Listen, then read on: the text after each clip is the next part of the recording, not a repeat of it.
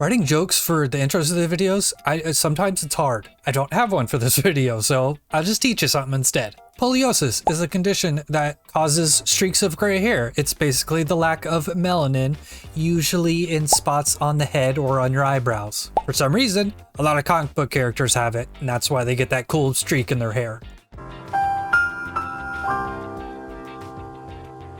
What's going on, nerds? Let's jump right in. Valentina is a 2 energy 3 power card that reads on reveal, add a random 6 cost card to your hand, give it -2 costs and -3 power. Overall impressions of Valentina. This card is the embodiment of, it's not bad, it's not great. 25% of the time you're going to be happy with it, and the other percentage of the time you're just going to be like, yeah, it did the thing, whatever. Basically, this is just, it's Cable with upside, really. And unless you're a Loki main, you're probably not excited about this. Alright, so usually in this part of the video is where I go over interactions and mechanics, but here I wanted to actually just show the cards that you could potentially get with Valentina, and then go over why Valentina isn't as good as she probably seems. So as you can see by this over here, most of the cards you get with Valentina are like okay, or just outright bad. And that's why in my overall impressions, I said 25% of the time you'll be happy with your Valentina, or the rest of the time it's like, oh, whatever. But first, let's go over the good cards you can get with Valentina. So the first one we have here is She-Hulk. Yes, a 7 power She-Hulk because it gets -3 isn't that great, but considering that she gets then reduced by the amount of energy you haven't used, that could be pretty solid. Giganto is just going to be a 4/11. They have to play in the left. Not bad. Agatha is actually, weirdly enough, probably the best card you can get because she will be automatically played. Agatha always plays herself if able. So maybe if you play Valentina on turn 2, on turn 3, or Agatha does something random. But on turn 4, you're getting a free 11 power, so that's cool. Magneto is going to be 9 power and has some utility, can really screw with the opponent. Red Hulk, that's just good. And then Dr. Doom, it's what, 2, 7, 13 total power with Dr. Doom, but you're getting it at all lanes. It's not bad either. And then Scar for the same reason as She-Hulk. And then the next section here we have meh. So Blob is meh because if you're playing Valentina, you probably don't have a lot of high power cards in your deck, so Blob's not going to be great. Probably going to eat your whole deck. Did you just call me Blob? Hulk, it's a 4/9, whatever. It's not like everyone's jumping to play 4/9s. Leader, it's a -1, so I could see Leader being good in some scenarios, outright terrible in others. Helicarrier, 7 power, 4 drop, whatever. Elaheh, it's probably usually going to be meh because once again you have to think about it in the context of you're probably playing Loki or Devil Dino deck, so Elaheh is going to be give or take there. Orca, 8 power, really, it's not going to ever have the triggered ability off of Orca. And then Infinite is actually really good, but maybe you could play Valentina on 2, skip turn 3, and then play Infinite. That's the only time that's actually really good. And then the rest are just outright bad. Galactus, bad. Destroyer, super bad. Spectrum, not great. What are you actually buffing with your Spectrum? Nothing. Heimdall, I guess you get tricky with Heimdall, but really it's a 6 power 4 drop. Nobody plays Hercules for a reason. Null, only going to be good unless if you're playing against a Destroy deck. Hela, just straight up terrible. Onslaught, a 4/4 with an ability you can't use. Arnim Zola's negative power. Death, same deal as Null, only good if you're playing against Destroy. And then Thanos, whatever. Odin, I don't see how you can abuse this with the Loki deck at all. Living Tribunal, you're not putting out enough power for Tribunal to actually be a good play. Ultron, don't want the drones. And Apocalypse, same deal as Hela. You're never going to use that. But yeah, this is the main thing I wanted to bring up with Valentina is when you look at her, you're like, wow, you get a 6 drop for 4 energy. That's super sick. And while that is true, it's actually only going to be super sick 7 out of the 28 times that you play her. If you want to be generous and say the meh cards are also playable, then 50% of the time she's going to be good. Yeah. All right, now we'll just go to the strengths and weaknesses of Valentina. I kept this part short because really, you don't really need to say much about Valentina other than she makes 6 drops cheap, and then you look at the 6 drops and you figure out if she's actually good from there.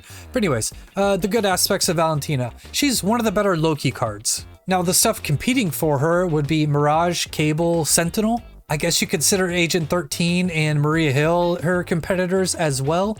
I think she's just outright better than Agent 13 and Maria Hill. But versus Mirage and Cable, it's sort of like sometimes she's better, sometimes she's worse, but I think for the most part, you would probably rather play Valentina than Cable. And then the second good part about Valentina is the mystery she gives you, a la the same sort of deal that Agent Coulson gives you.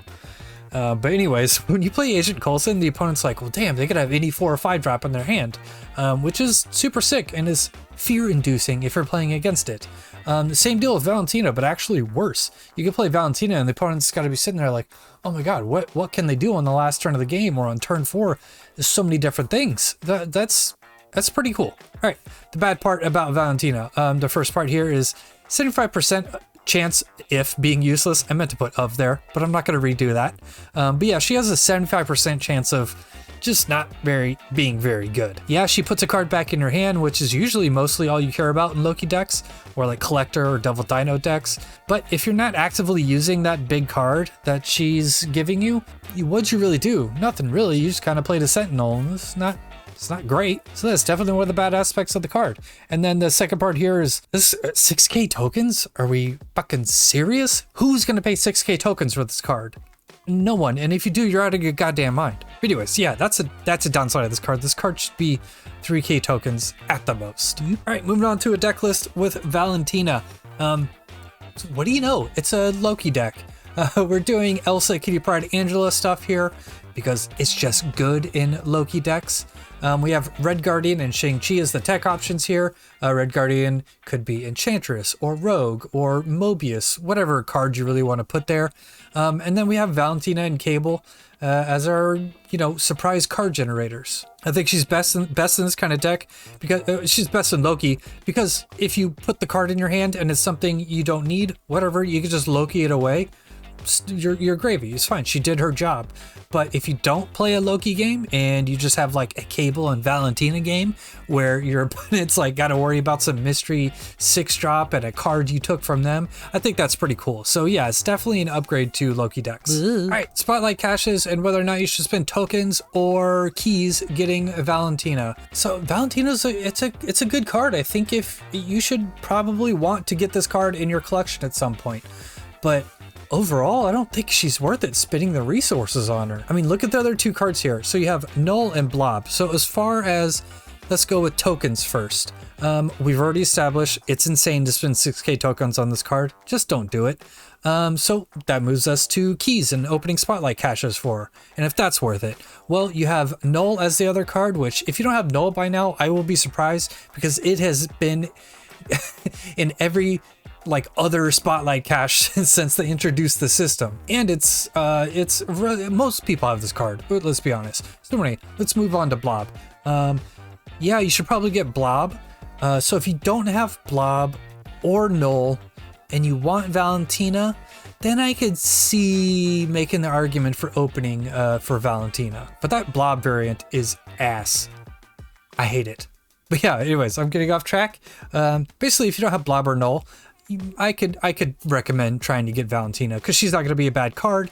Blob is just an actively good card, and Null is a staple and destroy. So yeah, go for it there. All right, that's the video. Let's just wrap up by saying Valentina is a decent card that you should probably not spend resources on getting, which is a really weird thing to say. But overall, I think if you get this card, you'll probably be happy. But for 6k tokens or spotlight caches, don't do it. Anyways, that's the video. Later on, nerds.